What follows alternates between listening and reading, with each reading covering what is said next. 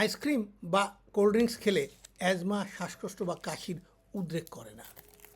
মা তার 5 বছরের বাচ্চাকে নিয়ে এসছেন, তার কাশি হচ্ছে।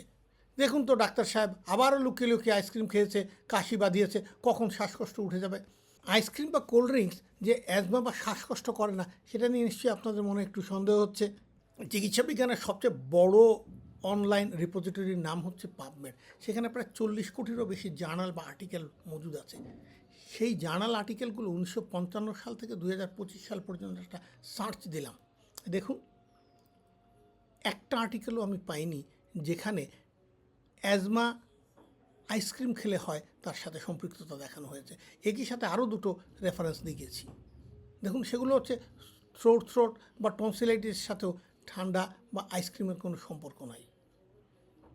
চলুন একটা ভিডিও দেখব এখন আমরা, কেমন করে আমরা খেলে গিলি সেই গেলার ভিডিও।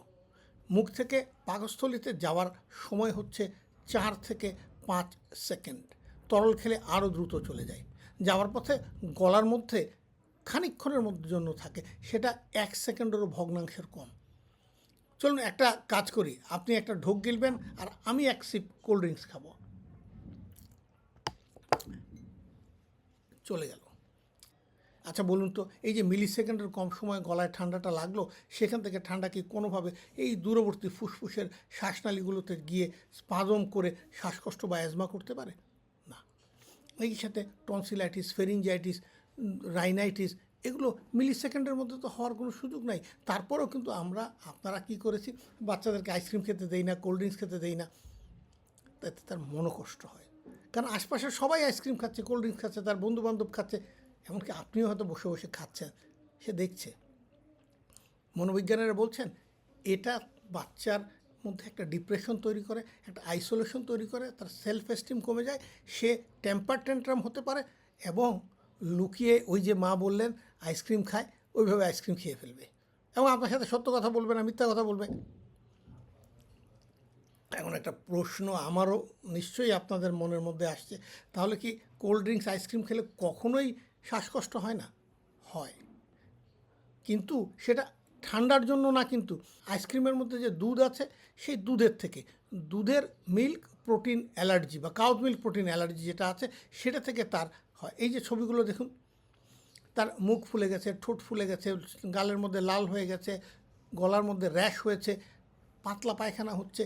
শ্বাসকষ্ট এদের অনেকের হয়ে থাকে। আমি আমার চিকিৎসা জীবনে একটা মাত্র বাচ্চাকে দেখেছিলাম, সে একটা চকলেট চুষেছিল যেটার মধ্যে দুধ ছিল, তার নাক মুখ ফুলে গিয়েছিল। এছাড়া কোল্ড ড্রিঙ্কসের মধ্যে হলুদ রঙের একটা রঞ্জক, যার নাম হচ্ছে সোডিয়াম টারটারাজিন, এইটা থেকে অনেকে সেন্সিটিভ থাকেন, সেখান থেকে তাদের শ্বাসকষ্ট হতে পারে।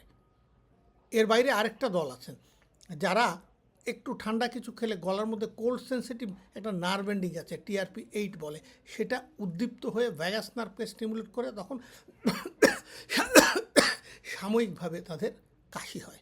এই কাশিটা সাময়িক, এবং তারা যখন আবার একটু গরম আবহাওয়ায় চলে আসেন অথবা একটু গরম পানি বা চা খান, তাদের এই কষ্টটা চলে যায়। তাহলে আমরা কি বুঝলাম? আইসক্রিম অ্যাজমা ট্রিগার করে না। তবে একটা জিনিস খেয়াল করে দেখেছেন আপনারা নিশ্চয়ই, যে আপনার বাচ্চার জীবনে অনেকবার আইসক্রিম খেয়েছে, অনেকবার কোল্ড ড্রিঙ্কস খেয়েছে, অনেকবার ঠান্ডা পানি খেয়েছে, প্রতিবারই কি তার শ্বাসকষ্ট হয়েছে? না, প্রতিবার তো হয়নি। তাহলে এইটা তার শ্বাসকষ্টের এইটার কারণ না।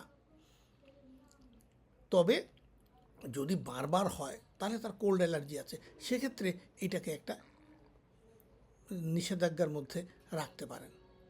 তাহলে কি করব আমরা?